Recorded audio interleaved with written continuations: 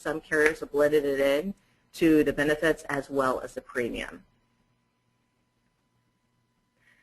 So the conversation that I kind of already alluded to is the change in benefits, latching on to those rich in benefits that you have today if you like them, or vice versa. You might have a group that is not a high utilizer.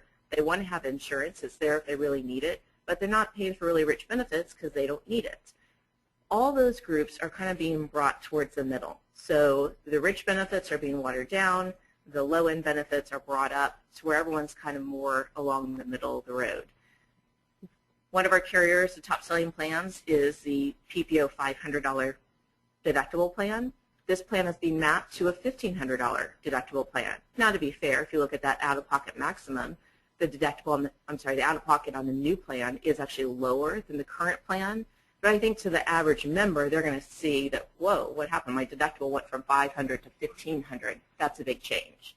And again, I use myself for an example. My out-of-pocket max is going from $6,000 to $12,000, and my family uses the benefits a lot. I'd rather pay more for a richer plan design.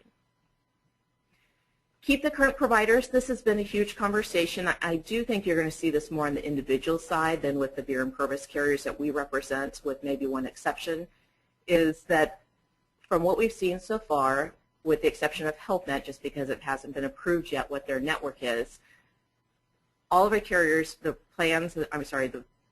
networks that they provide today are the exact same networks they're going to be providing on the group side, which is great news, I think, because especially if you're in the Bay Area, you know, we have Sutter up here, which is pretty dominant, and if you have a narrow network, Sutter typically doesn't participate on a narrow network. So I was relieved to see that most of our carriers include all the networks we still have today, the full networks as well